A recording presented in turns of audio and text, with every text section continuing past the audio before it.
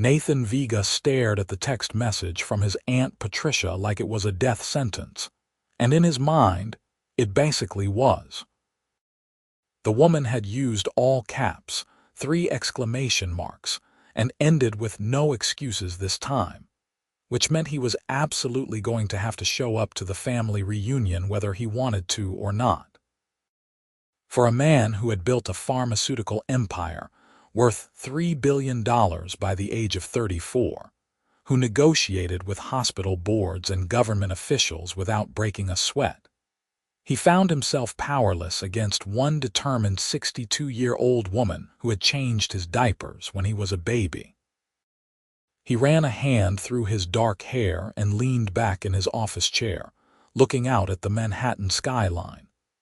The truth was, he had been avoiding these family gatherings for the past 5 years. After his company, Vega Pharmaceuticals, had exploded into one of the most successful drug development companies in the country, his life had become a whirlwind of board meetings, investor calls, and carefully orchestrated public appearances. Family reunions felt like stepping into a different universe, one where his accomplishments meant nothing and he was just Nathan, the kid who once got his head stuck between fence posts. His phone buzzed again. Another message from Aunt Patricia. "Your cousin Emma has been asking about you. She misses you. We all do." The guilt hit him square in the chest. Emma had always been one of his favorite cousins, even though they had grown apart over the years. She was 4 years younger than him, worked as a veterinarian in upstate New York, and from what he gathered from sparse social media posts, seemed genuinely happy with her simple life. The complete opposite of his existence. He typed back, "Fine, I will be there. When and where?" The response came immediately. "Lake George, the old Morrison Lodge, this weekend. Bring a good attitude." Nathan nearly groaned out loud. This weekend. He had a meeting with potential investors from Singapore that he would now have to reschedule. His assistant was going to love that. 3 days later, Nathan found himself driving a rental SUV up winding mountain roads, his usual fleet of luxury vehicles left behind in the city. Aunt Patricia had been explicit in her instructions. Come as family, not as a billionaire. He was not entirely sure what that meant, but he had packed casual clothes and left his Rolex at home, opting for a simple watch that still probably cost more than most people's monthly rent. The Morrison Lodge came into view as he rounded the final bend. It was exactly as he remembered it. A sprawling wooden structure nestled among pine trees, with a large deck overlooking the lake. Cars were already parked along the gravel driveway, and he could hear laughter and music drifting from the backyard. He grabbed his bag from the trunk and made his way toward the house, steeling himself for the onslaught of relatives he had not seen in years. The front door swung open before he could reach it, and Aunt Patricia stood there with her arms crossed and a satisfied smile on her face. "You actually came," she said, pulling him into a fierce hug that reminded him she was stronger than she looked. "You did not give me much choice," he replied, but he was smiling despite himself. "Good. That was the point. Now get inside and say hello to everyone." Emma's out back by the lake with her friend. He made his rounds through the house, greeting aunts and uncles and cousins whose names he struggled to remember. Everyone wanted to know about his company, about living in New York, about being on the cover of Forbes magazine. He answered politely but kept his responses brief, not wanting to dominate the conversation with talk of his success. Finally, he escaped to the back deck, grateful for the fresh air and relative quiet. The sun was beginning to set over the lake, painting the sky in shades of orange and pink.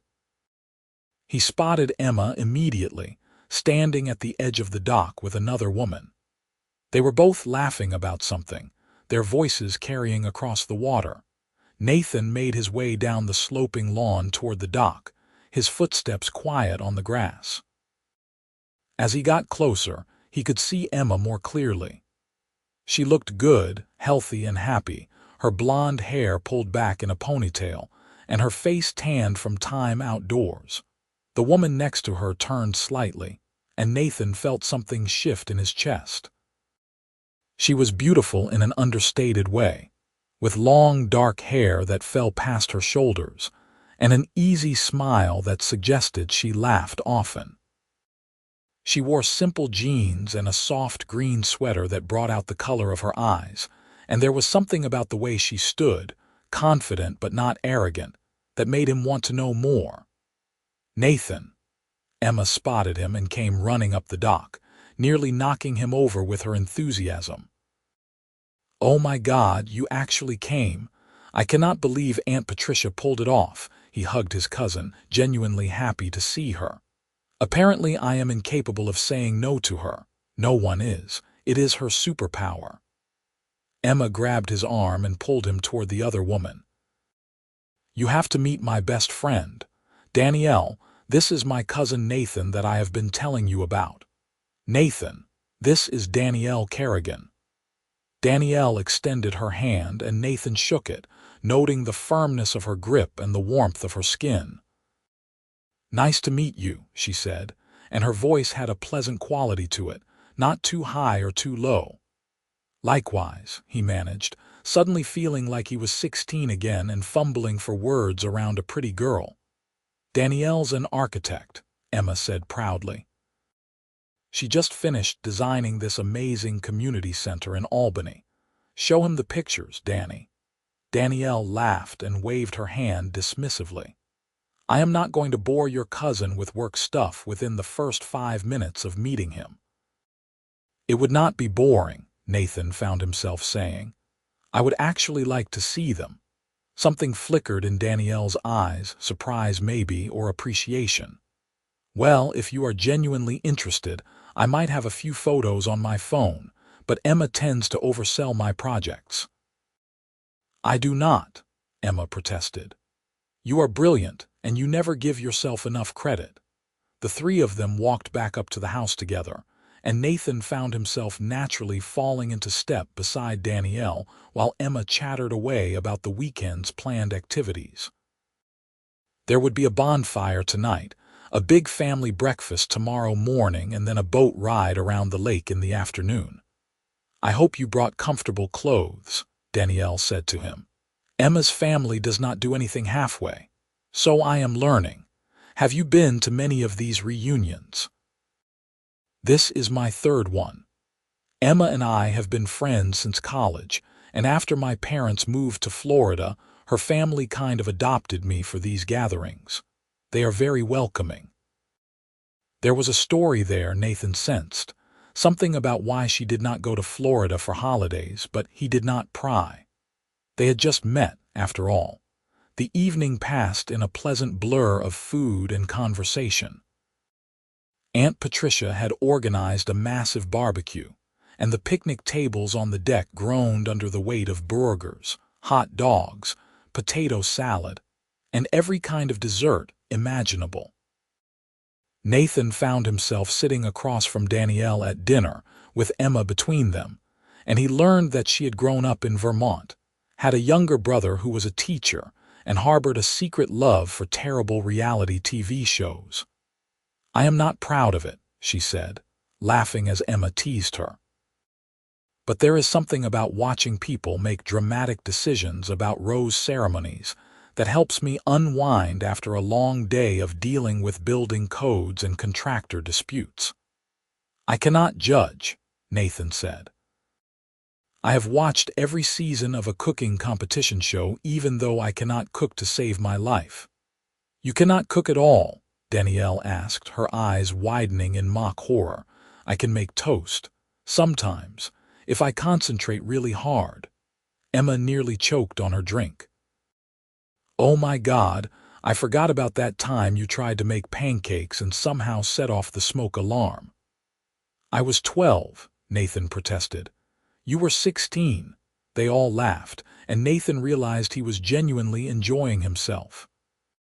This was different from the carefully curated social events he usually attended, where every conversation felt like a performance, and everyone wanted something from him. Here, he was just Nathan, Emma's cousin who could not cook and had shown up to a family reunion because his aunt had guilted him into it. After dinner, someone started a bonfire down by the lake, and the family gathered around it with blankets and lawn chairs. Nathan found himself sitting on a log next to Danielle, close enough that their shoulders almost touched. The fire cast dancing shadows across her face, and he caught himself staring more than once. "So what do you do?" she asked him. "Emma mentioned you work in pharmaceuticals." He hesitated, not sure how much to reveal. "Yes, I run a drug development company. We focus on rare diseases mostly, conditions that do not get a lot of research funding from bigger companies." "That sounds important," Danielle said, and she sounded like she meant it. "Is it based in New York?" "Manhattan, yes. It keeps me pretty busy." "I bet. Emma says she barely sees you anymore." There was no judgment in her tone, just observation, but Nathan felt defensive anyway. "Work has been demanding. Building a company from the ground up takes a lot of time." "I understand that. When I was getting my architecture firm off the ground, I basically lived in my office for 2 years. My friends staged an intervention." She smiled at the memory. "But I learned to find better balance. Life is too short to spend all of it working." Nathan considered this. When was the last time he had taken a real vacation or even a full weekend off? He could not remember. "What do you do for balance?" he asked. "Hiking, mostly. Reading. Spending time with people I care about, like Emma and her crazy family." She gestured at the group around the fire. Uncle Robert was telling some elaborate story involving a fishing trip gone wrong, complete with exaggerated hand gestures. "This kind of thing reminds me what matters." Nathan nodded slowly. He had forgotten what this felt like, being surrounded by people who cared about him for reasons that had nothing to do with his bank account or business connections. It was unsettling and comforting at the same time. Emma came over with marshmallows and sticks. "We are making s'mores." "It is mandatory." "I have not had a s'more in years," Nathan said. "Then you are definitely making one." Emma thrust a stick at him and then at Danielle. "And I am judging both of you on your technique." They spent the next 20 minutes carefully roasting marshmallows over the flames. Danielle, it turned out, was a perfectionist who rotated her marshmallow constantly to achieve an even golden brown. Nathan was less patient and ended up with a marshmallow that caught fire and had to be blown out. "That is a travesty," Danielle declared, but she was smiling. "It is called efficiency," Nathan countered. "It is called arson." Emma looked between them with a knowing expression that made Nathan suspicious, but before he could say anything, she was called away by one of the younger cousins who needed help settling an argument about Pokémon cards. "Your cousin is great," Danielle said, watching Emma go with obvious fondness. "She has been such a good friend to me over the years. When I went through a bad breakup a couple years ago, she let me stay with her for a month and never once complained about me eating all her ice cream and crying through romantic comedies." "That sounds like Emma," Nathan agreed. "She was always the empathetic one in the family." "I am glad she had you too, though. Friendship goes both ways." "It does." Danielle turned to look at him more directly. "Can I ask you something?" "Sure." "Why have you been avoiding these reunions?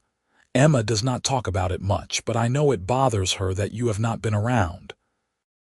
Nathan stared into the fire, trying to formulate an answer that did not make him sound like a complete jerk. "It is complicated. When my company started taking off, I got caught up in that world. Everything moved so fast, and I was working 18-hour days, and coming to family events felt like stepping back into a life I had outgrown." He paused. "That sounds terrible, does it not?" "It sounds honest," Danielle said quietly. "But I think maybe you might have been wrong about outgrowing it. This," she gestured at the scene around them, "is not something you outgrow. It is the foundation." Her words struck something deep in him, a truth he had been avoiding for years. "You might be right." "I usually am," she said with a small smile. "Just ask Emma." They sat in comfortable silence for a while, watching the fire burn down to embers. Other family members started drifting back toward the lodge, calling out good nights. Eventually, Emma came to collect them. "I am exhausted," she announced. "Danielle, we are in the blue room upstairs. Nathan, I think Aunt Patricia put you in the cabin out back." Nathan had forgotten about the cabin, a small guest house behind the main lodge. He said goodnight to both women and made his way across the dark lawn, using his phone as a flashlight. The cabin was rustic but clean, with a double bed covered in a thick quilt and windows that looked out onto the woods. He lay in bed that night, unable to sleep despite his exhaustion. His mind kept drifting back to Danielle, to the easy way she had talked to him, like he was just a normal person and not Nathan Vega, Billionaire CEO. There had been no calculation in her eyes, no hint that she was impressed by his success or wanted something from him. She had challenged him, actually, called him out on abandoning his family in a way that was direct but not cruel. He found himself wanting to know more about her. What kind of buildings did she design? What was the story behind that breakup Emma had helped her through? What did her laugh sound like when she was not holding back? These were dangerous thoughts, he knew. He was only here for the weekend. Then he would go back to his life in Manhattan, and she would return to wherever she lived, and that would be that. Getting involved with someone, especially someone in Emma's inner circle, would be complicated. But as he finally drifted off to sleep, he could not quite convince himself to care about the complications. The next morning, Nathan woke to sunlight streaming through the cabin windows and the smell of coffee drifting from the main lodge. He showered and dressed in jeans and a casual button-down shirt, then made his way across the dew-wet grass. The kitchen was chaos in the best possible way. Aunt Patricia was directing traffic like a general, assigning people to various breakfast tasks. Emma was scrambling eggs while her father flipped pancakes on a griddle.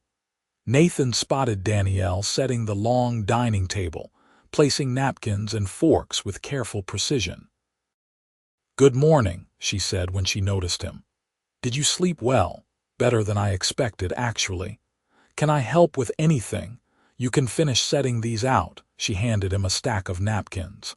"And then maybe pour orange juice. I think the glasses are in that cabinet." They worked together in easy rhythm, not talking much but comfortable in the silence. Nathan noticed small things about her.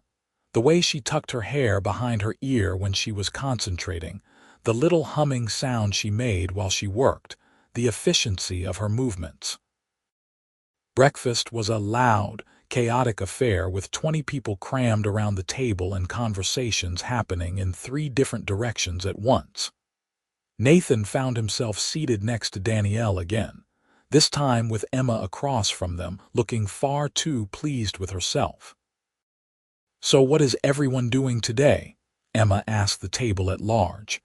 "Besides the boat ride this afternoon, some of us are going hiking," Uncle Robert announced. "There is a great trail that goes up to the ridge." "I was thinking of kayaking," Danielle said. "The lake looks perfect for it this morning." "That sounds nice," Nathan said before he could stop himself. "I have not been kayaking in years." Danielle raised an eyebrow. "Want to join me unless you have other plans?" "No plans." He ignored Emma's knowing look. An hour later, they were carrying 2 kayaks down to a small beach away from the main dock. The morning was cool but warming quickly, and the lake was smooth as glass. Danielle had changed into athletic leggings and a tank top, and Nathan tried not to notice how good she looked. They pushed the kayaks into the water and climbed in, finding their balance. Nathan wobbled slightly, earning a laugh from Danielle. "Rusty?" she asked. "Extremely." But he found his rhythm quickly, and soon they were gliding across the water side by side. They paddled in silence for a while, enjoying the peaceful morning. Loons called in the distance, and occasionally a fish would jump, creating ripples on the surface. Nathan felt his shoulders relaxing, tension he had not realized he was carrying starting to melt away. "This is incredible," he said. "I forgot how quiet it can be." "New York is not known for its tranquility," Danielle agreed. "Do you like living there?" "I do, or I did. Lately, I am not so sure." The admission surprised him. He had not realized he felt that way until he said it out loud. "What changed?" Nathan thought about it as they paddled toward a small island in the middle of the lake. "I think maybe I am just tired. Tired of the constant pressure, the endless meetings, the feeling that I can never do enough or be enough. Every milestone I hit, there is immediately another one to chase." "That sounds exhausting," Danielle said. "And lonely." "It is," he admitted. "I have plenty of acquaintances, people I do business with or see at events, but real friends, people who know me, not just my reputation, those are rare." They reached the island and dragged their kayaks up onto the rocky shore. There was a flat spot under a pine tree where they could sit and look back at the lodge in the distance. "Can I tell you something?" Danielle said, leaning back against the tree trunk. "When Emma told me you were coming this weekend, I looked you up online. I was curious about this mysterious cousin she always talked about." Nathan felt his stomach tighten. And I saw all the articles about your company, the Forbes profile, the photos of you at galas and charity events. You looked miserable in every single picture," he laughed, but it came out bitter. "I am that transparent. Your eyes were empty," she said simply. "Like you were going through the motions. It made me sad." "Why would it make you sad? You did not even know me." "Because Emma loves you. And because nobody should have to live like that, no matter how successful they are." She turned to face him. "Life is supposed to be more than just achieving things, Nathan. It is supposed to feel good." He met her gaze and felt that shift in his chest again, stronger this time. She was looking at him like she could see past all the walls he had built, past the carefully constructed persona of the successful CEO, straight through to the part of him that was just tired and lost and wondering if there was more to life than board meetings and profit margins. "When did you get so wise?" he asked softly. "I am not wise. I just made a lot of mistakes and learned from them." She smiled. "That bad breakup I mentioned. I was with someone who wanted me to be smaller, quieter, less ambitious. I kept trying to fit into the shape he wanted, and I was miserable. When we finally ended things, I promised myself I would never dim my light for anyone again. But I also promised I would never let work become my whole identity.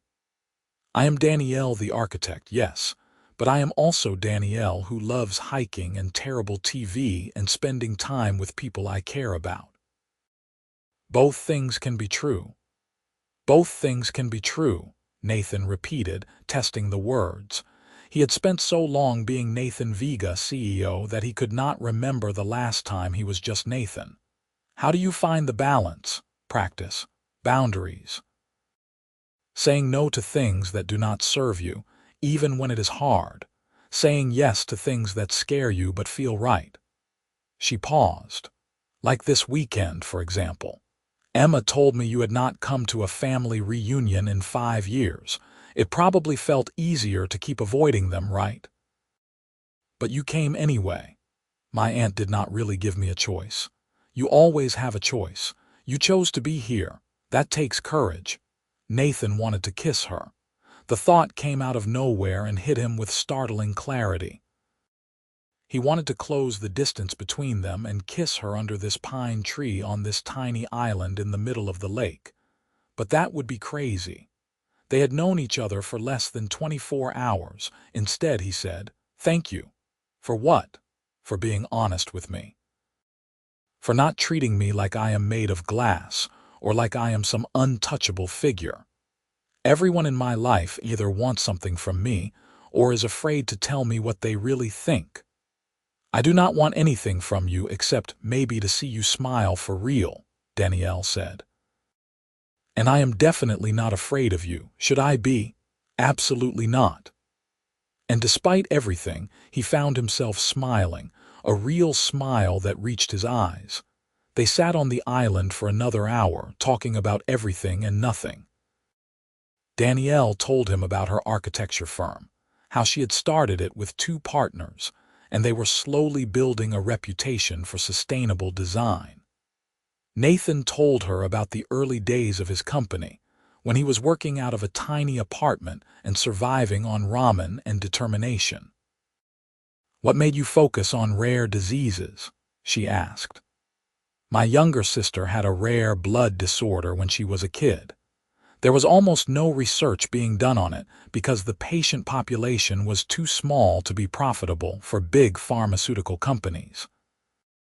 She got lucky and went into remission, but I never forgot that feeling of helplessness, knowing that her life was not valuable enough for the system to care about saving it."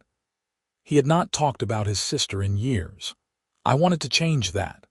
"Did you?" Danielle asked gently. "We have brought 3 drugs to market that would not exist otherwise. They are not blockbusters. They will never make billions in revenue, but they give some families hope that did not have it before. So yes, I think we did." "That is incredible, Nathan. Truly. You should be proud of what you have built." "I am," he said.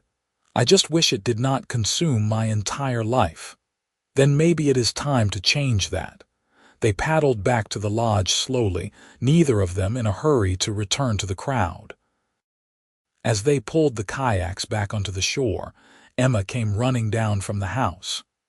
"There you 2 are. We were about to send out a search party. The boat is leaving in 20 minutes for the lake tour." The boat tour turned out to be a pontoon boat that Uncle Robert drove around the lake while providing questionable historical commentary about the area. Nathan found himself squished onto a bench seat next to Danielle, their thighs pressed together in the crowded space. Neither of them moved to create distance. Emma sat across from them, and Nathan caught her watching them with barely concealed glee several times. He made a mental note to interrogate her later about whether she had planned all of this somehow. As the boat cruised past expensive lakefront properties and secluded coves, Danielle pointed out architectural features that Nathan never would have noticed on his own. The way a house was positioned to maximize sunlight, the use of native stone in landscaping, the deck design that allowed for privacy while maintaining the view. "You really love what you do," he observed. "I do. Buildings shape how people live and interact with their environment. Good design can make someone's life better in ways they might not even consciously notice." "That feels important." "It is important," Nathan agreed. "I wish I still felt that passion for my work." "Maybe you just need to reconnect with why you started," Danielle suggested. "You said you built your company to help people like your sister. Are you still doing that?" "Yes, but it feels different now. We are bigger, we have investors to answer to, shareholders who care more about returns than impact. I spend more time in boardrooms than I do in labs." "Could you change that?" "I do not know. Maybe. I have a strong management team. I could probably delegate more if I trusted myself to let go of control." "Control is an illusion anyway," Danielle said. "The more you try to grip it, the more it slips away." Nathan thought about that as the boat turned back toward the lodge. He had built his entire life around control, around making the right decisions and minimizing risk.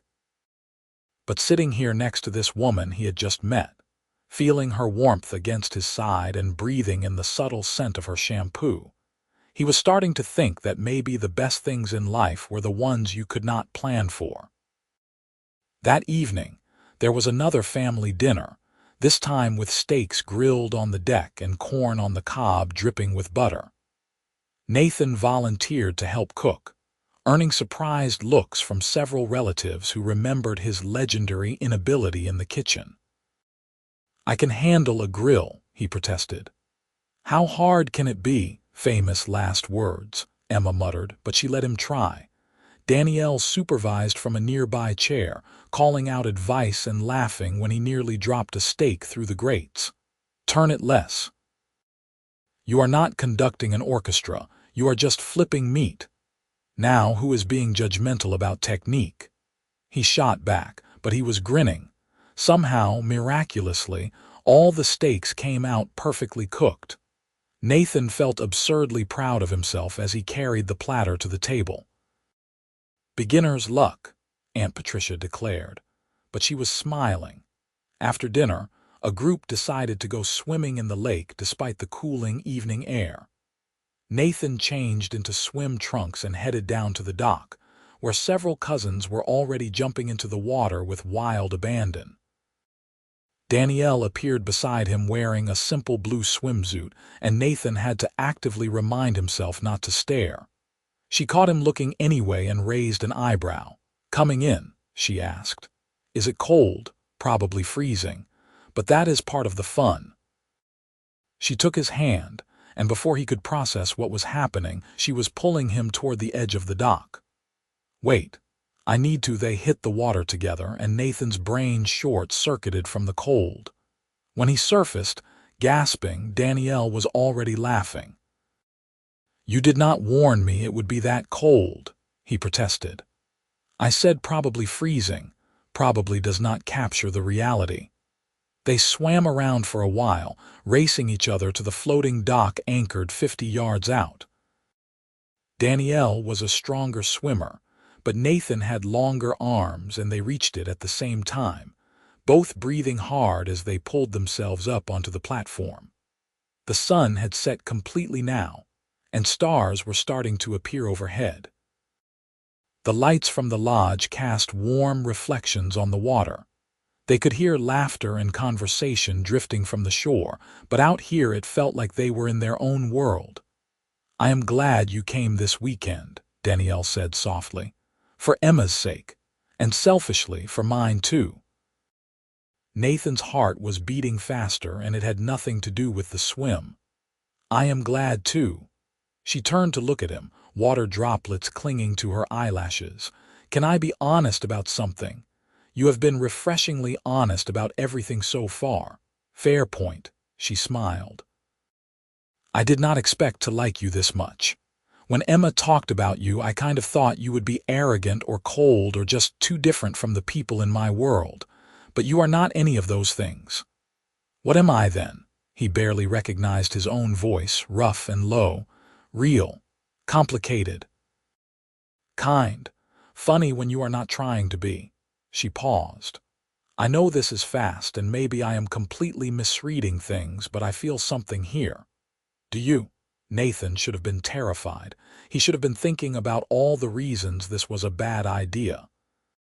His life in New York, her life wherever she lived, the inevitable complications of getting involved with Emma's best friend. Instead, all he could think about was how brave it was for her to put herself out there like this, to be vulnerable when she barely knew him. "I feel it," he said. "I've been feeling it since I saw you on the dock yesterday." "Okay," she let out a breath. "Okay, good. I was worried I was imagining it." "You are definitely not imagining it." He reached out and tucked a strand of wet hair behind her ear, his fingers lingering against her cheek. "Danielle, I do not do this. I do not meet someone and feel like this. It is terrifying." "What is it like, this feeling?" "Like standing on the edge of something huge and not knowing if I should jump or run the other way." "For what it is worth," Danielle said, moving closer, "I am feeling the same way, but I am really tired of running from things that scare me. So we jump. He kissed her then, soft and tentative at first, testing the waters.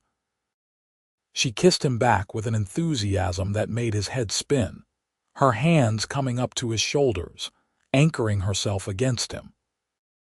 The kiss deepened, and Nathan forgot about the cold water, forgot about the shore full of his relatives, forgot about everything except the feeling of her lips against his and the way she made a small sound of contentment in the back of her throat. When they finally broke apart, both breathing hard, Danielle was smiling. That was worth jumping for. Agreed. He kissed her again, slower this time, savoring it. They stayed on the floating dock until their teeth started chattering from the cold, then swam back to shore hand in hand. Emma was waiting on the regular dock with towels, her expression torn between delight and big sisterly concern. "So that happened," she said, handing them each a towel. "Is this okay?" Nathan asked. "I know she is your best friend." Emma looked between them, then broke into a grin. "Are you kidding? This is the best thing that could have happened. Just do not break each other's hearts because I do not want to have to pick sides." "We will do our best," Danielle said, squeezing Nathan's hand. Later that night, after most of the family had gone to bed, Nathan and Danielle sat on the deck stairs, wrapped in blankets and sharing a mug of hot chocolate. Nathan had his arm around her shoulders, and she was leaning into him in a way that felt natural, like they had been doing this for years instead of hours. "Where do you live?" Nathan asked. "I realize I do not actually know." "Saratoga Springs, about an hour from here. I have an apartment downtown close to my office. That is not too far from the city." He was already calculating drive times in his head, 2.5 hours on a good day. "Why?" "Because I do not want this weekend to be all we get. I would like to see you again. A lot if you are open to it." Danielle tilted her head up to look at him. "I would like that. But Nathan, you need to know something about me. I am not interested in being someone's secret or someone's part-time person. If we do this, I need you to actually be present, not just physically but emotionally. I know your life is complicated, but I will not settle for scraps of someone's attention." "I would not want you to," Nathan said seriously. "And for what it is worth, you make me want to be present. You make me want to change things about my life that I have been unhappy with for a long time but was too stubborn or scared to address. That is a lot of pressure to put on someone you just met. You are not the pressure. You are the catalyst. There is a difference." She smiled and kissed him softly. "Okay then, let's see where this goes." They talked until nearly 2 in the morning, sharing stories and dreams and fears. Nathan learned that Danielle wanted to eventually design affordable housing, that she had an irrational fear of birds, and that her favorite food was tacos. Danielle learned that Nathan played piano, that he had once considered becoming a doctor before switching to business and chemistry, and that he was actually pretty funny when he relaxed enough to let his guard down. When they finally said goodnight, it was with a long kiss at the door to the lodge and a promise to have breakfast together in the morning. Nathan walked back to the cabin feeling like a different person than the one who had arrived 2 days ago. The world seemed brighter, full of possibility instead of obligation. He knew it was probably too soon to be feeling this strongly about someone, but he was done lying to himself about what he wanted. And what he wanted was more of this. More of Danielle's laughter and honesty, more of these conversations that challenged him to be better, more of the way she made him feel seen and valued for who he was rather than what he had accomplished. His phone buzzed with a text. "Danielle, still thinking about you," he smiled and typed back. "Good, I am still thinking about you too. Get some sleep, we have breakfast in a few hours. Worth it. Good night, Nathan. Good night, Danielle." The next morning was the last full day of the reunion, and Nathan was surprised to find himself wishing it would not end. He and Danielle spent most of it together, taking a long walk through the woods with Emma and a few other cousins, playing board games in the afternoon when rain rolled in, and helping Aunt Patricia prepare a farewell dinner. Emma pulled him aside while they were chopping vegetables in the kitchen. "You are different," she said without preamble. "Different how?" "Lighter. Like someone turned the lights back on inside you." She smiled. "Danielle is good for you. I am starting to realize that. Thank you, by the way." "For what?" "For not giving up on me. For making Aunt Patricia drag me here. For introducing me to Danielle." He paused. "I am sorry I have been such a terrible cousin these past few years." Emma hugged him fiercely. "You are not terrible, just lost, but I think you might be finding your way back." The farewell dinner was bittersweet. Nathan realized he had actually enjoyed being surrounded by family, had missed the easy chaos and unconditional love that came with these gatherings. Aunt Patricia made him promise to come to Thanksgiving, and he found himself agreeing without hesitation.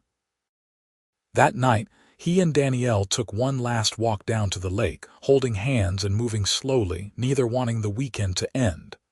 "When can I see you again?" Nathan asked. "I am free next weekend if you are. You could come to Saratoga. I would love to show you around." "I will make it work." He pulled her close, wrapping his arms around her waist. "Danielle, I know this is moving fast, but I do not want to play games or pretend I am feeling less than I am. I like you a lot, and I want to see where this goes." "I like you too," she said, reaching up to touch his face. "A lot. And I am willing to figure out the logistics if you are."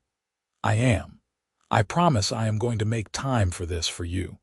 I am done letting work consume everything." They kissed under the stars, and Nathan felt that same sense of rightness he had felt on the floating dock. This was what he had been missing. Genuine connection, someone who challenged him and made him laugh and saw past his defenses to the person underneath. When they finally pulled apart, Danielle was smiling. "This is going to be interesting. Good interesting. The best interesting." The next morning, there was a flurry of goodbyes and promises to stay in touch. Nathan helped carry Danielle's bags to her car, stealing one more kiss before she climbed into the driver's seat. "Next weekend," she reminded him. "Do not make me hunt you down." "I will be there," he promised. "Text me when you get home safe." "I will. Drive carefully." He watched her drive away, then turned to find Emma standing behind him with a knowing look. "You have got it bad," she said. "I really do," Nathan agreed, and he did not even try to deny it.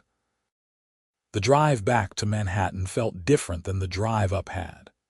Nathan found himself planning how he could restructure his schedule to make room for regular trips upstate. He called his assistant and told her to block out every other weekend for the foreseeable future for personal time. She sounded shocked but pleased. He also called an executive recruiter about finding a COO who could handle more of the day-to-day operations, freeing him up to focus on the parts of the business he actually enjoyed.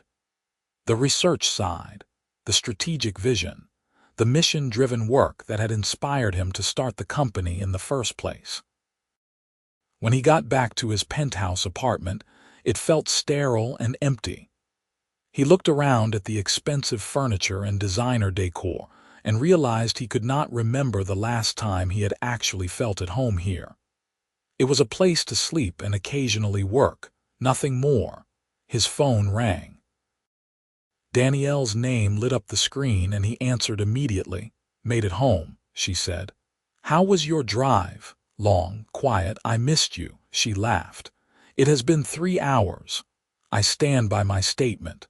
They talked for over an hour about nothing important and everything important. When they finally hung up, Nathan felt energized rather than exhausted. He opened his laptop and started drafting an email to his board about his plan to hire a COO and transition more responsibilities.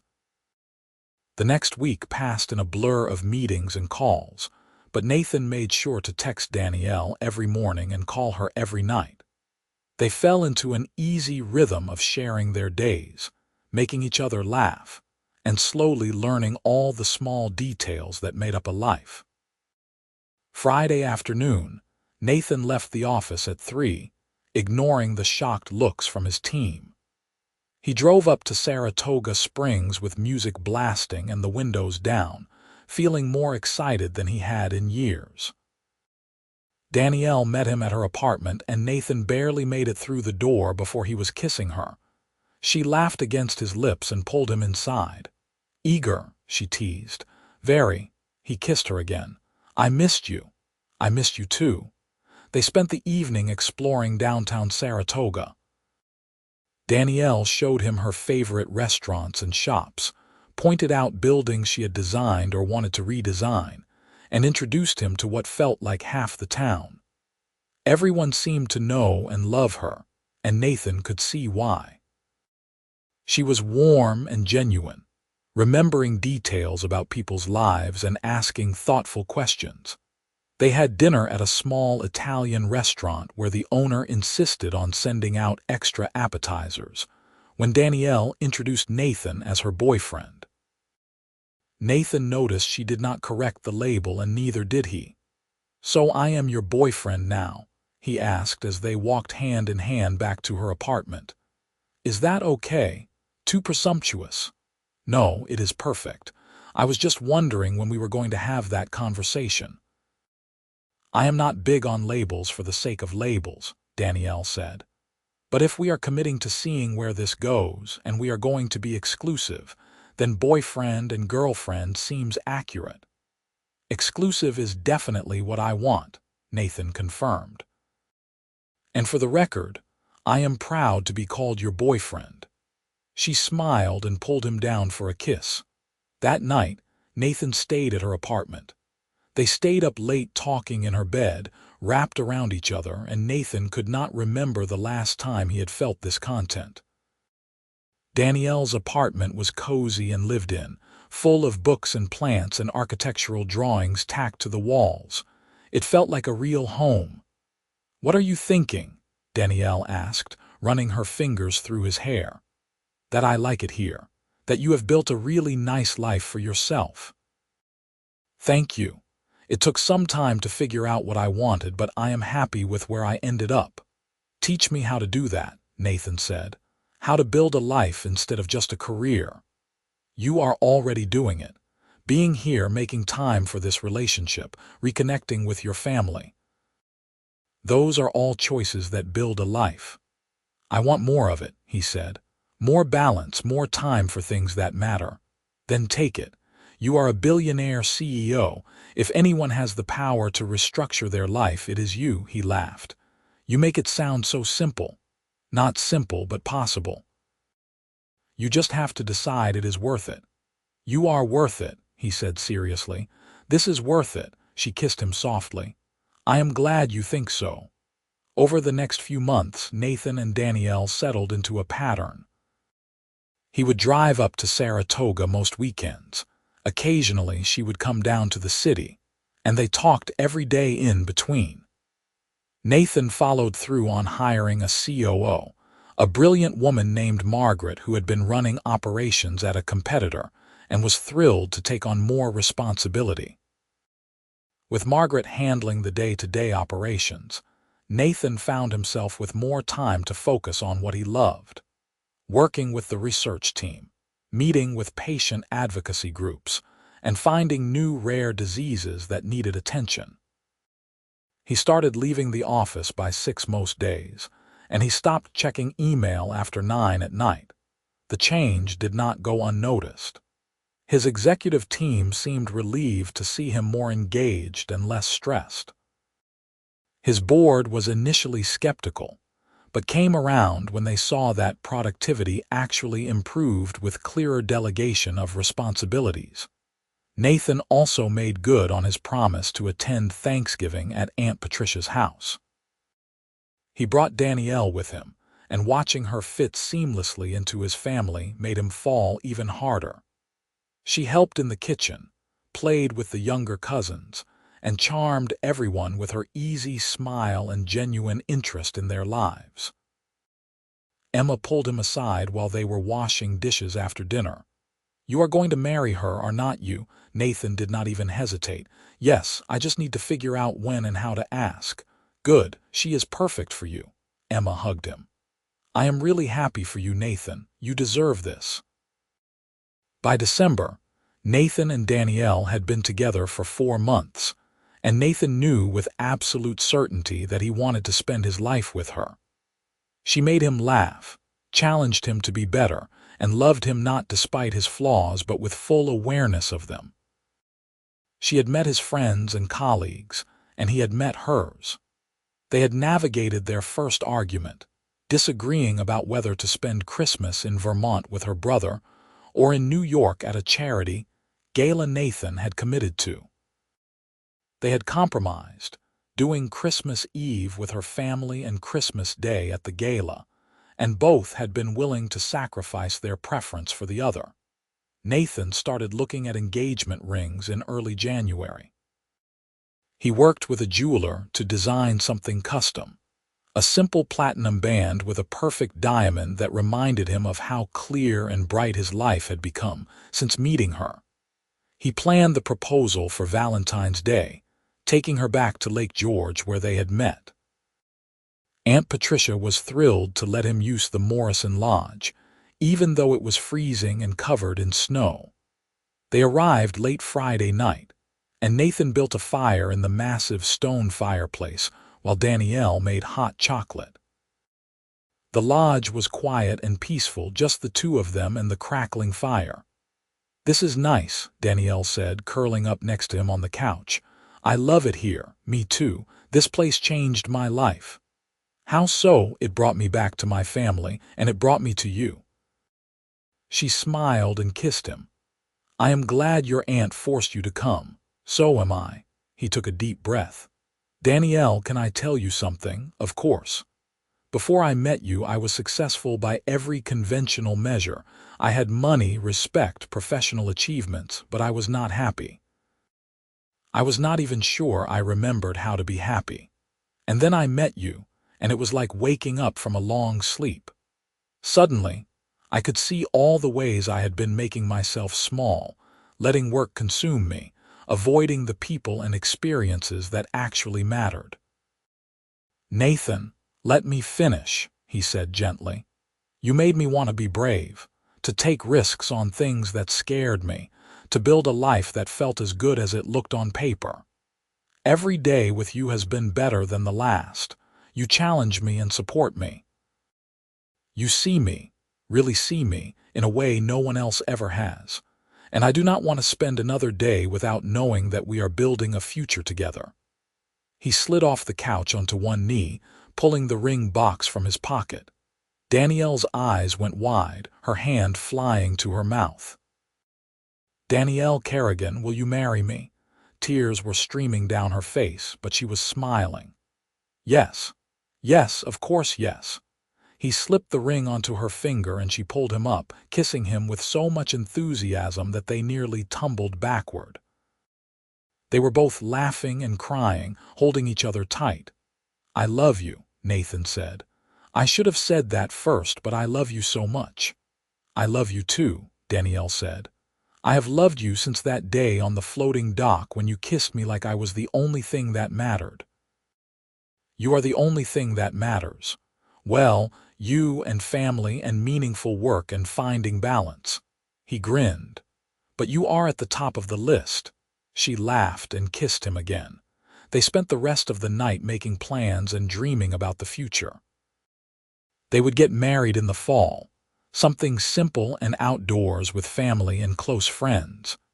They would look for a house between Saratoga and New York City, somewhere they could both commute from.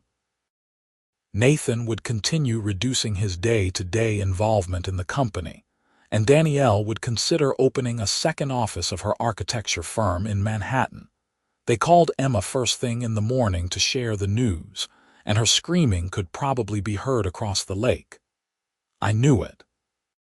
She shrieked. "I knew this would happen from the moment I saw you two together." "Did you plan this?" Nathan asked suspiciously. "Getting Aunt Patricia to force me to come to the reunion." "I may have suggested it was time for you to reconnect with family," Emma admitted. "But I had no idea Danielle would be there that weekend. That was pure luck. Or fate," Danielle said, squeezing Nathan's hand. Definitely fate, Nathan agreed. They told the rest of the family over a massive group video call that Aunt Patricia organized. There were cheers and congratulations and tears, and Nathan felt overwhelmed by how much love and support surrounded them. The months leading up to the wedding were a whirlwind. Nathan and Danielle found a beautiful house in Saratoga Springs with enough land for privacy, but close enough to town for convenience. Nathan started spending 3 days a week in the New York office, and 2 days working remotely, and the arrangement worked better than he ever imagined. He and Danielle fell into domestic routines that felt both mundane and magical. Grocery shopping together on Sunday mornings, cooking dinner while Danielle told him about her day, taking evening walks around their neighborhood, building a life that was full and rich and balanced. Nathan also began getting involved in philanthropy beyond just writing checks. He joined the board of a foundation focused on rare disease research and started mentoring young entrepreneurs who wanted to build mission-driven companies. Danielle launched a new initiative at her firm focused on affordable housing design, and Nathan loved watching her passion and expertise shine. Their wedding in October was everything they wanted: intimate, joyful, and surrounded by the people they loved most. Emma served as Danielle's maid of honor, and Nathan's business partner stood up as his best man. They exchanged vows on the lawn of the Morrison Lodge, with the fall leaves blazing color all around them and the lake sparkling in the background. "I promise to always choose you," Nathan said, his voice thick with emotion. "To make time for us, to be present and engaged, to challenge you and support you, to build a life with you that feels as good as it looks." "I promise to love you through success and struggle," Danielle said, tears streaming down her face. "To remind you of what matters when you forget, to be your partner in every sense of the word, to choose you every day for the rest of my life." There was not a dry eye in the crowd as they kissed, officially becoming husband and wife. The reception was a joyful celebration with dancing and laughter, and too much cake. Aunt Patricia gave a toast about the power of family and forcing stubborn nephews to show up when they were needed. Emma told embarrassing stories about both of them. And Nathan's sister, healthy and thriving, spoke about how Nathan's work had given hope to families like theirs. As Nathan and Danielle danced their first dance as husband and wife, he looked around at all the people who had supported them, who had believed in them, who had helped shape them into who they were. He thought about the man he had been before that family reunion, successful but hollow, and the man he was now, truly wealthy in all the ways that mattered. "What are you thinking?" Danielle asked, following his gaze. "That I am the luckiest man alive. That I almost missed all of this because I was too stubborn to see what was important." He pulled her closer. "That I am so grateful Aunt Patricia would not take no for an answer." "Me too," Danielle said, "though I am also grateful for my own stubbornness. I saw you on that dock looking all brooding and handsome, and I decided I was going to make you smile." "Mission accomplished," Nathan said, grinning. "That is just the beginning," she promised. "I plan on making you smile every day for the rest of our lives." And she did. Over the years that followed, through building careers they were proud of, and a marriage that sustained them, through the birth of their 2 children and the inevitable ups and downs of life, Danielle kept her promise. She made Nathan smile when he was stressed, laugh when he was taking himself too seriously, and remember what mattered when work threatened to consume him again. Nathan, in turn, supported Danielle's dreams and ambitions. He celebrated her professional victories and held her through disappointments.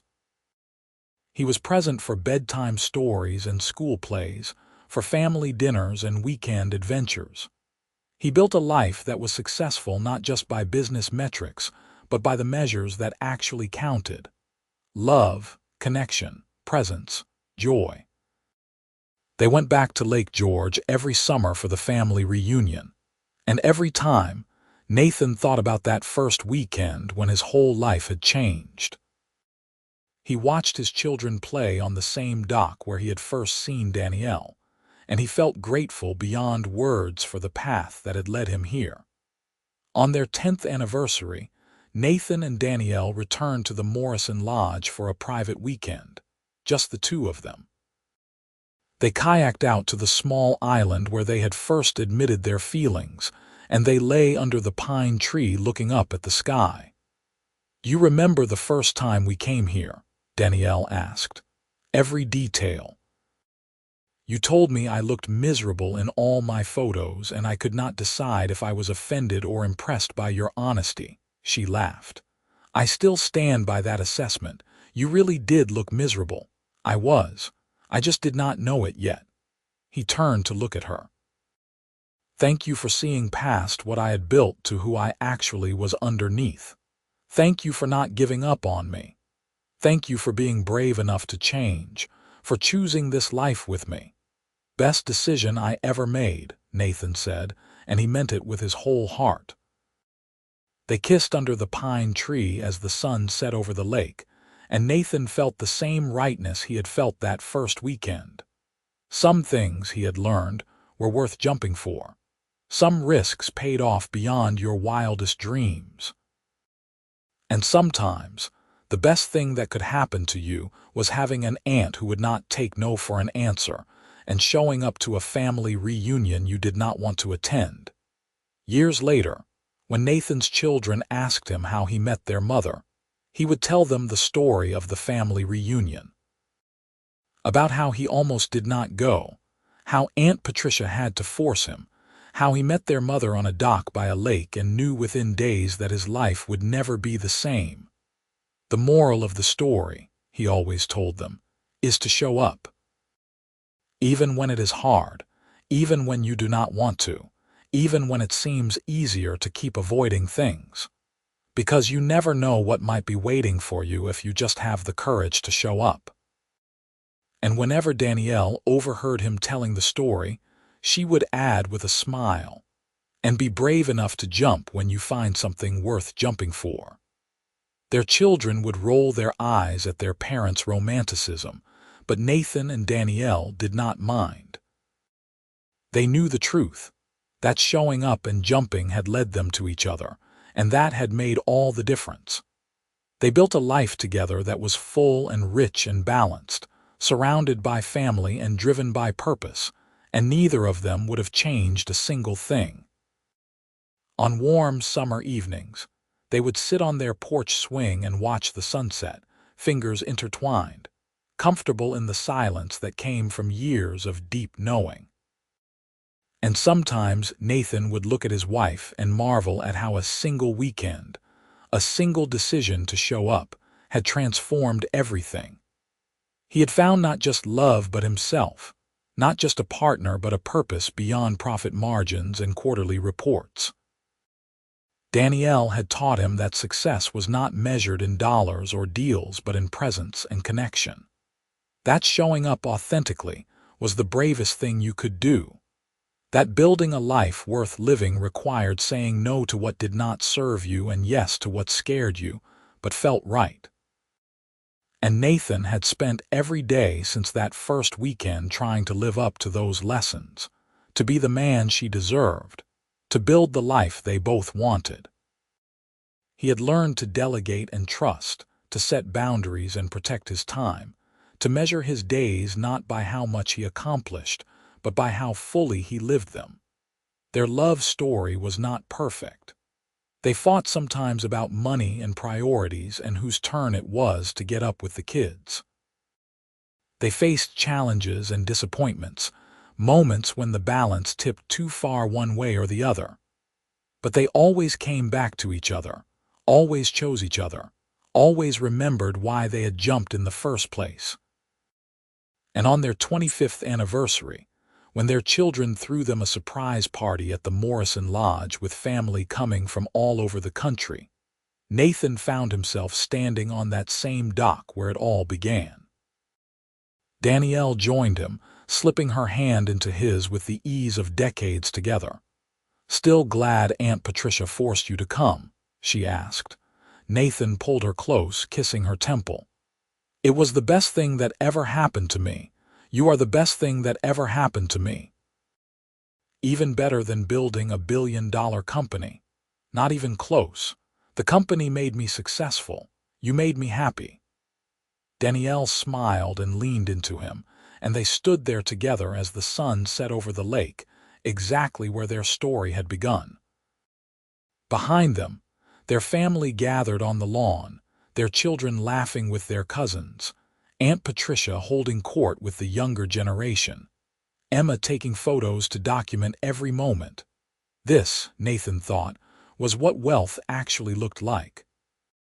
Not the numbers in a bank account or the size of a company, but this: love and family and showing up for the people who mattered. It was presence and connection, and the courage to keep jumping even when you were scared. He had been a billionaire before he met Danielle, but she had made him rich in all the ways that actually counted. And as the stars began to appear overhead and their family called them back for cake, Nathan squeezed his wife's hand and thought about how grateful he was that he had shown up that weekend, that he had been brave enough to jump, that he had built a life worth living. Because in the end, that was the real story, not about a billionaire who fell in love, but about a man who learned what actually mattered and had the courage to chase it. And he had been chasing it, hand in hand with Danielle, ever since.